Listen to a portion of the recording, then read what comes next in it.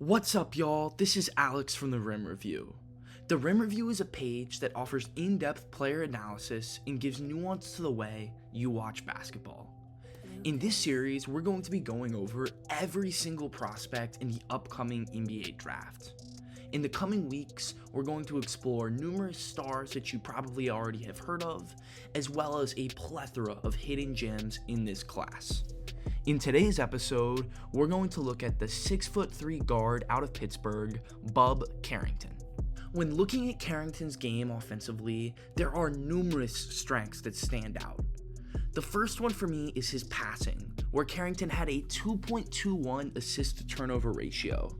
As a ball-dominant guard that a lot of people would honestly put in a similar vein as a player like a Rob Dillingham, it's actually really interesting to see Carrington have such a nice and high assist to turnover ratio. It shows that he doesn't miss kicks and is always aware and looking to find his teammates who are moving off the ball. Secondly, Carrington has a really solid handle. He uses this handle to get to his spots and create separation.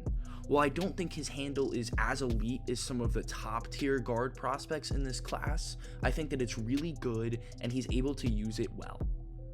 Finally, I think he's a pretty solid shooter off the dribble. In particularly when I see him coming off of a pick and roll, he does a really nice job recognizing when the defense goes under that it's his turn to shoot, and he shoots it at a very high clip. While he's not a great catch and shoot guy, his off the dribble shooting is off the charts.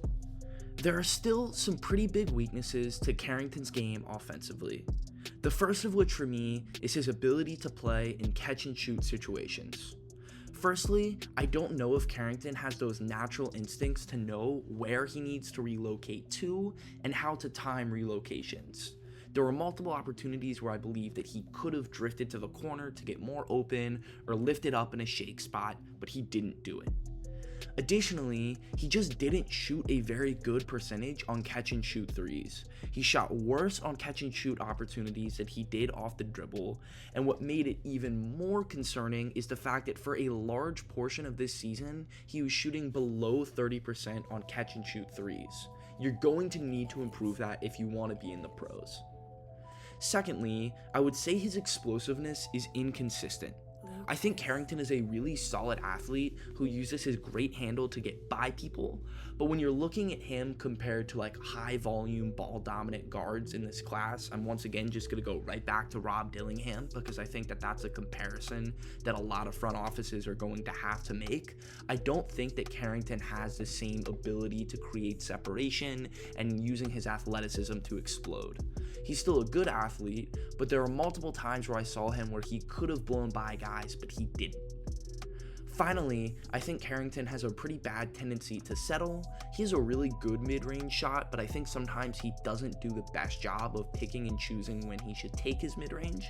There's a big difference between getting to your spot, remaining balanced, and knocking down an open jump shot, and not being able to create separation, so settling and forcing a fadeaway mid-range. Those are two completely different things, and Carrington is going to have to learn how to differentiate between the two. Now let's get into the film and watch Carrington play in transition. On this possession, Carrington is going to get the ball on this rebound here. He's really explosive and is able to blow by Lynn Kidd to get to the cup.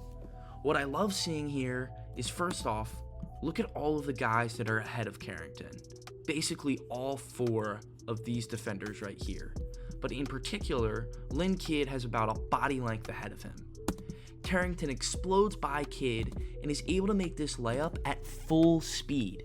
This is a really good skill to have, and a lot of guards can't make full speed layups.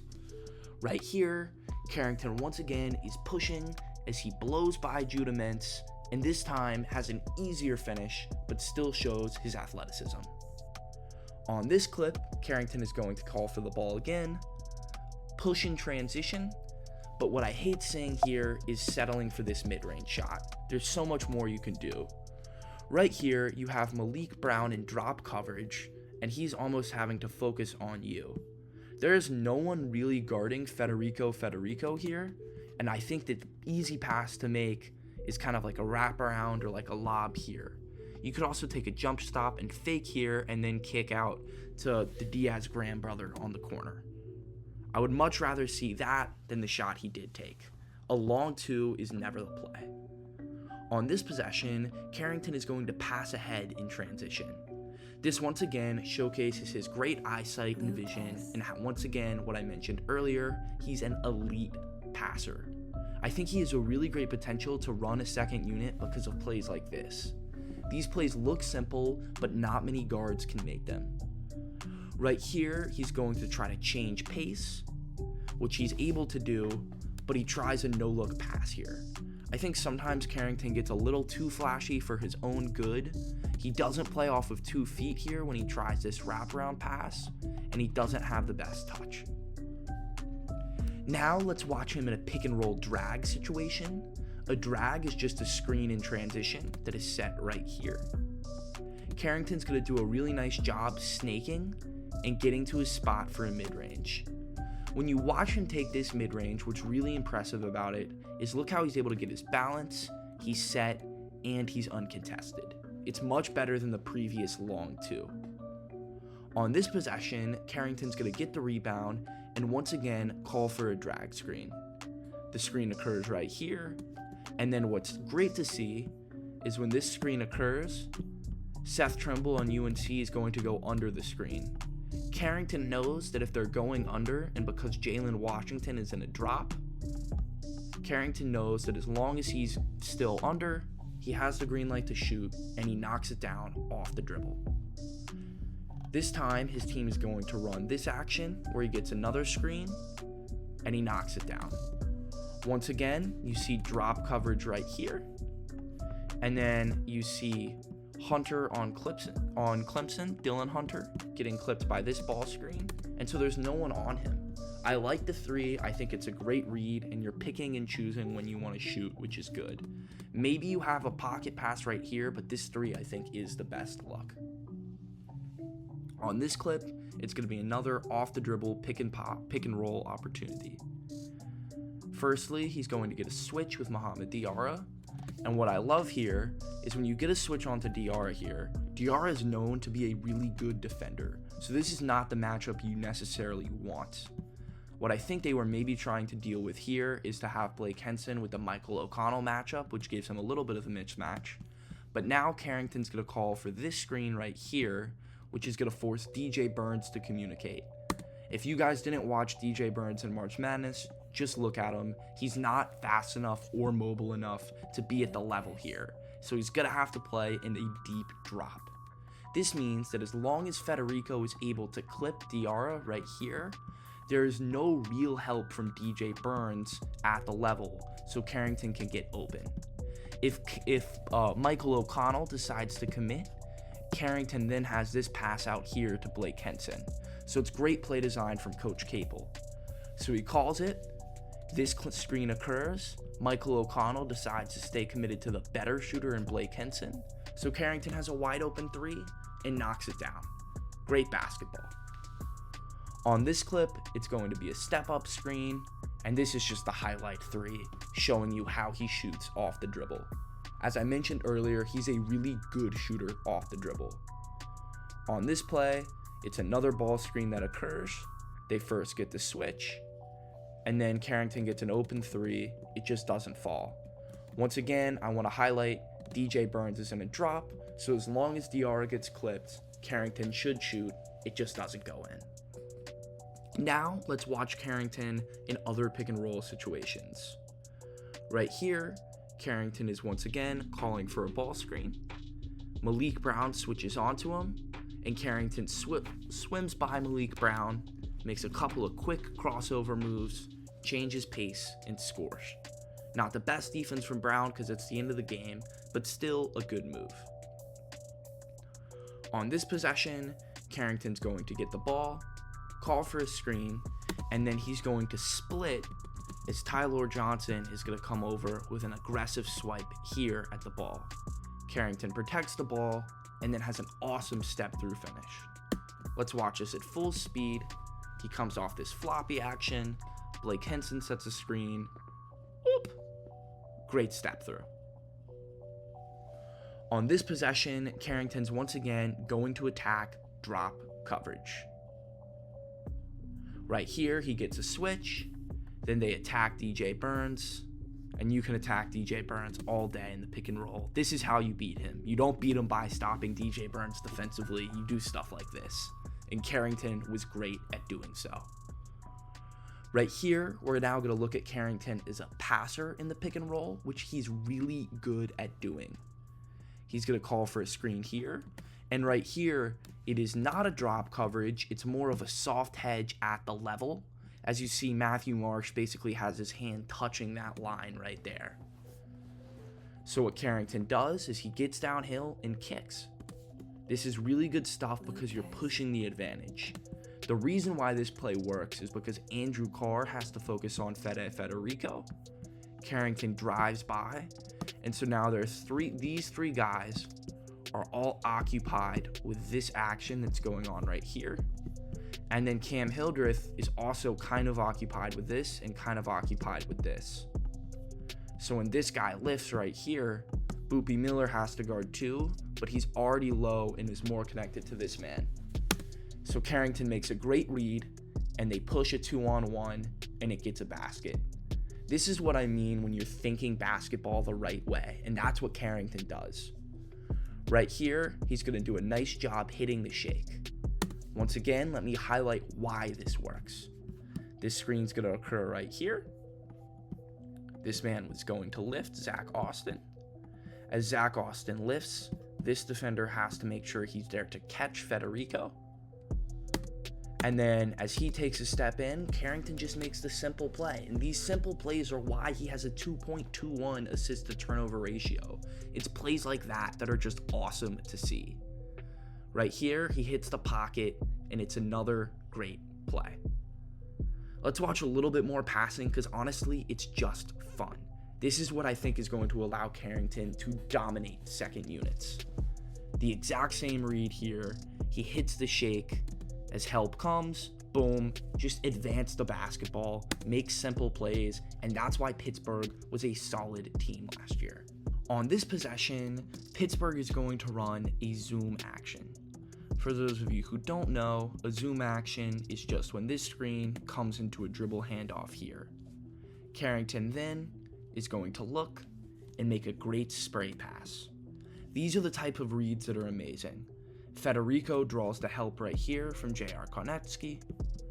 And then skip pass, like look at how quick that is, and it's with a nice zip to it too. Carrington's just a really good passer. It's fun to see. Now let's watch a little bit of Carrington's mid-range game. Right here, he's going to get into his mid-range, and there's a couple things that I like about this. Firstly, he sets the dribble handoff and immediately is prepared to twist it. This is because Cormac Ryan is going under, and when you twist, Federico is going a little bit lower, so then Cormac Ryan can't go under, and he has to change his direction because his momentum is still leaning this way. So after that, Ryan gets clipped, and then Carrington does an awesome job having a probe dribble, keeping Cormac Ryan on his hip, and then gets balanced for a nice mid-range. Let's watch this at full speed again because it's really good once you notice all that he's doing. Twist it, keep him on your hip, and get a bucket. Great stuff. On this possession, it's another example of him getting to his spot. I know I bash mid-range jump shots a lot on this channel, but when you get balanced like Carrington does here, I don't hate it. Unfortunately, Carrington has a tendency to settle, and we're going to see it in clips like this. On this example, he's not balanced at all. There's no separation. So he calls for a screen right here, deals with the hedge. Part of this is on Federico for not really looking at the ball, because I think you could hit the short roll here and then have Zach Austin cut, and it could be a dunk. But then Carrington continues to dribble, potentially has a skip pass kick right here to Zach Austin, who's a pretty good shooter. But he takes that shot. Give me a lightly contested catch and shoot three all day over a fadeaway mid-range. And once again, I want you guys to recognize the difference in those shots. Right here, this pick and roll is going to lead to a switch. Ryan Young is now guarding Bub Carrington. Ryan Young is a very talented big, but he is not a great defender, especially in driving line situations. Carrington should be able to blow by Young. Instead, Carrington settles for a mid-range, and it's not like it's a pretty uncontested shot, but you've got to blow by Ryan Young, get to the cup. Right here against Quentin Post, someone who's also extremely slow, he just can't get by him. And that's what's concerning with Carrington's game, because when these type of mismatches occur, I want to see him blow by his man. Right here in isolation, he's going up against Kinesis. I don't even know who this guy is, but you shouldn't settle for that 3 right here. You have a mismatch, go by your man, showcase that NBA level handle and explosiveness. Don't take that shot. On this possession, once again, Carrington is going to settle. Lucas. He's going to get into a good spot, then relocate, and once again, the same switch. Now you have Ryan Young in a closeout situation. This should either be a shot, but Carrington's not the most comfortable shooter, or you should immediately blow by him. Instead, he settles and takes this look. That is not the shot you want, especially with Ryan Young guarding you. On this clip, it's going to be another isolation play for Bub Carrington. Right here, he does an awesome job changing pace, and he accelerates right there and has a nice score. That was goaltending, by the way, not a block. Right here, now let's move on and watch him in half-court spot-up situations. Right here, he's wide open, catch and shoot, but doesn't knock it down. As I mentioned earlier, he was shooting below 30% most of the season on catch and shoot threes. Right here, uncontested, but it doesn't fall. Coming off of dribble handoffs, he also is an amazing shooting off of movement. Right here, they're gonna run a gut zoom. He just can't make it fall. When you're not a good shooter like Carrington, I'd like to see a little bit better at attacking closeouts. Right here, Carrington's going to get the ball on the wing and potentially be able to blow by. However, there's not a real sense of explosiveness from Carrington. I'd like to see him have a little bit more of a stampede drive, which is when you start to lean into the catch. I'd like a quicker rip through and just more speed in general. You also could potentially drive here, and if you wanted, maybe force this guy to take a step and then kick out to Zach Austin. But that fadeaway mid-range is not the shot. I think there's once again a big difference in some of the mid-range shots that I highlighted that were good versus the ones that are settles. Right here, he settles again and takes a bad fadeaway mid-range.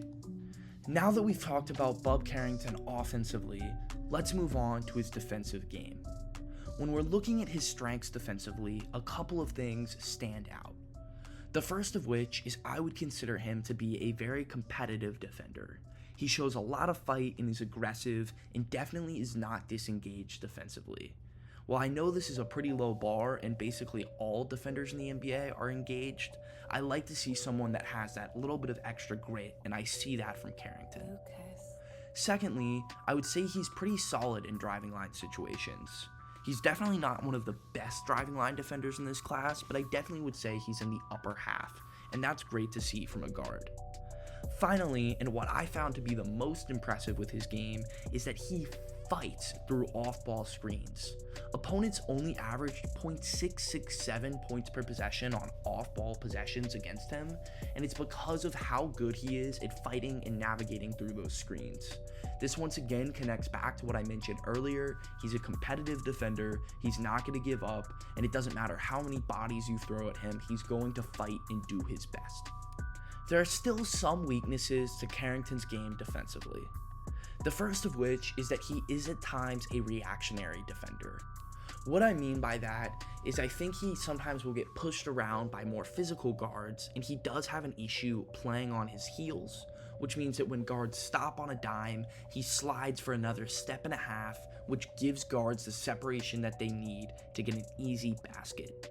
I think this is a problem, but I think it's footwork that could be improved with NBA level coaching. Secondly, he's not the best in the pick and roll.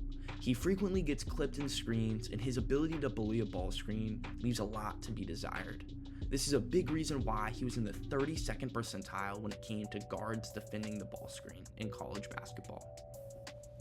Finally, he is definitely overly aggressive in gaps and help side situations. I love seeing that he wants to be in the gaps, but sometimes he helps far too off of his man, which allows his guy to get an open shot. That's why he was in the 14th percentile in all players in college basketball when it came to giving up points in spot-up situations. A lot of the times, Carrington will be a little bit late to the nail and then overcommit, or sometimes he'll just overcommit to begin with, and it will lead to easy drives and kicks. Now, let's get into the film and watch Carrington play. Right here, Carrington is going to be in a driving line situation. He's doing a good job communicating here, and he catches the ball with really no help, as everyone is basically on the opposite side of this line. Carrington does a good job remaining straight, and what I love to see from Carrington here is this: going up with both hands and remaining vertical to get a block. Verticality is key, and it's something that will only get better with time. Right here, he goes up against Michael O'Connell and then switches to Casey Morsell. He remains in front of Morsell, slides his feet, and is once again vertical. This is really good to see, and I like seeing him fight in driving line situations. Right here, going up against Wooga Poplar, he's in a good stance and is being aggressive, and then contests a tough three. He has really long arms and is definitely one of the taller guards, especially for point guards in this class, which is awesome. Right here, he gets pushed, but what I love to see, this is very Marcus Smart-esque, is when Boopy Miller pushes him out right here, Carrington's initial instinct is to swipe down on the ball and get a steal. Amazing stuff. Right here though, Carrington is going to be in a spot where I think his defense could be a little better. Going up against Bensley Joseph, Joseph stops on a dime, and this is what I mentioned earlier. Joseph stops here, and then Carrington takes another step in a half and ends up having space. Carrington can get a little bit better getting into his man, and instead of reacting, forcing the decision. Right here, he's going up against Hunter Salas, and Hunter Salas is honestly able to push by him a little bit. Watch Hunter Salas, what he does with his left hand right here. He's able to put it around Carrington. He almost pushes off a little bit, but that's never going to be called. And that wraparound move creates the separation. Right here, it's another driving line clip for Carrington. Going up against Kyle Sturdivant of Georgia Tech, Carrington does a really nice job staying in front of him. Much better than the previous instance. I also love seeing how he's getting his chest and body into him, not being a reactionary defender, and forcing Sturdivant's path. Now, let's watch him in pick and roll situations. Firstly, Carrington's going to get clipped by this ball screen right here, but he fights back and then has great driving line defense against Sky Clark. On this possession, Carrington is also going to get clipped, which is a trend with him. However, this time, he's clipped so badly to the point where it forces a switch, and then it's bad talk with him and Federico, and it allows Hunter Salas to get a wide open three-point attempt. On this clip, it's another instance of Carrington not being the best at screen navigation. Carrington's guarding the ball right here, and is clipped, and it gives up a wide open floater. What I hate to see here from Carrington is he's not really in the best of stance. When a screen is occurring right here, you need to get into your man and then bully him over. You need to force him to use the screen while also fighting on top of it. That was neither. He was just standing straight up, and it did not look good. Right here, Carrington's going to be in another ball screen action, and he just gets beat. The Virginia Tech man is going to slip this screen, but Carrington is still bothered by it and just gets blown by Sean Padula. On this situation, in guarding RJ Davis, Carrington's aggressive, which is great to see. He's got a hand on the ball, but he cheats and falls for this refuse right here. So when Davis makes this crossover, Carrington starts to lean over here. You need to be forcing your man. You need to be getting into him, shading your feet a little bit, not doing this. And when you fall for the refuse, it gives up a 3 and a huge point in the game. Now let's watch Carrington as an off-ball defender. Right here, Carrington is going to be in a gap situation while guarding Judah Mintz. Right here, when Quadir Copeland is driving, I'd like to see Carrington already be about a step and a half in deeper, but he's not. And so then instead, he's moving a little bit late. He makes an unnecessary swipe at the ball. I don't hate it, but he's out of position a little bit because you want to be in to out, and Carrington is now out to in to out. So he's kind of coming with the wrong momentum, and then he's unable to spring off of his feet, and it allows Judah Mintz to get a wide open 3. I don't hate the effort, but I hate how it's overly aggressive. Right here, Carrington is being a little overly protective because there's the double team that's occurring right here. I don't mind that he's staying on Elliot Cadeau. However, when the pass is thrown, Carrington's a little late getting out, and he's not communicating the best. What they should do is send Blake Hinson out to RJ Davis and Carrington to pick up Harrison Ingram. Instead, it's Carrington to get to Davis, and he can't get there in time. I think sometimes Carrington just gets buried a little too deep off the ball. Right here, Carrington continues to inch in. I'd like to see Carrington a little higher here. He's too deep at the ACC, and it's just not enough time for him to close out. On this possession, we're going to see Carrington navigate screens off ball, which is really awesome.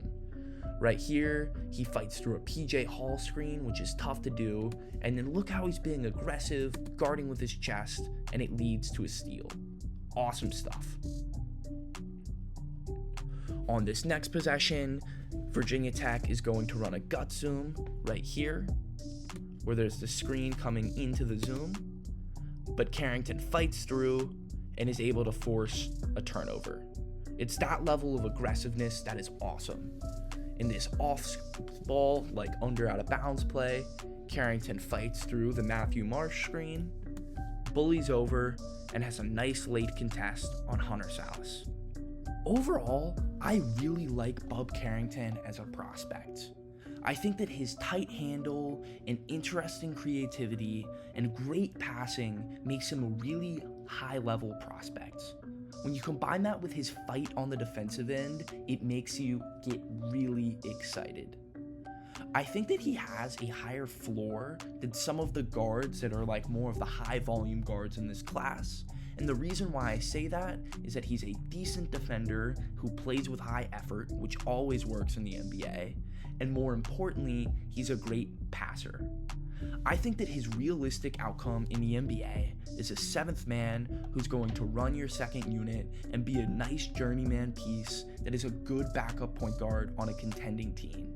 I think you can have no qualms giving him 18 to 24 minutes a game in the regular season, and he's going to provide you, he's going to get you into your sets, he's going to have decent off-the-dribble shooting, and I think that his off-the-dribble shooting also has the potential to translate into real shooting. However, that's much more of kind of an out-there outcome, and I think that you're going to get nothing wrong, and you're going to be really happy with adding Carrington to your roster. He's also 6'3", and he's a taller 6'3", like he's every inch of that. He's 6'5" in shoes, I believe, and so that makes you even more excited about having him as a backup point guard. I think his ceiling could be even higher. I think if he becomes a little bit more explosive and a more consistent jump shooter, all of a sudden we're talking someone who's going to be the point guard in your starting unit, and maybe you even get that 99th percentile outcome where he's like a Tyrese Maxey style player. I don't think he's ever going to get there. I think that that would take a lot more growth, but I do think he has some of that star potential that not all of the guards in this class have. And then I think his floor could be, if he's just not explosive enough and he's not given the reps and teams are a little concerned about his shooting, I think his floor could be the Bones Highland style career. Somebody with a lot of shifty handles and that's going to come in and give you 20 on a random night in January when a lot of guys are hurt, and then you're never going to hear from him again during the year. I think that would be his floor, but I really think you're getting a solid backup point guard in Bub Carrington. One thing that I think is a really interesting comparison, and I mentioned it at the beginning of the video, is the comparison between Bub Carrington and Rob Dillingham. I think that Rob Dillingham has a much higher ceiling, and it's much more likely that Rob Dillingham hits that Tyrese Maxey ceiling, or that Lou Williams, just kind of somebody that's going to run your second unit and dominate. But I think that Bub Carrington is a lot less likely to hit the Bones Highland floor that I gave both Carrington and Dillingham. I think that Carrington also, he has 2 more inches of height, and I think that NBA GMs are starting to debate more and more between the two. In Kevin O'Connor's recent mock draft, he actually had them going back to back between each other. And I think going into the draft prospects, Carrington was viewed as somebody that was going in the late first round, early second round, and Dillingham was viewed as a top 10 pick. And I think the more I've watched, I think that they're both actually somebody who's going to go in the mid-teens. And I think it's really interesting to see that happen, and I think it'll be a nice debate to see over the coming weeks. As far as where I would draft Carrington, I would say anywhere in the middle of the first round, anywhere between 13 and 20, and I think you're going to get a really solid piece that can really contribute day one. Overall, that's my take, and thanks for watching another episode of The Rim Review.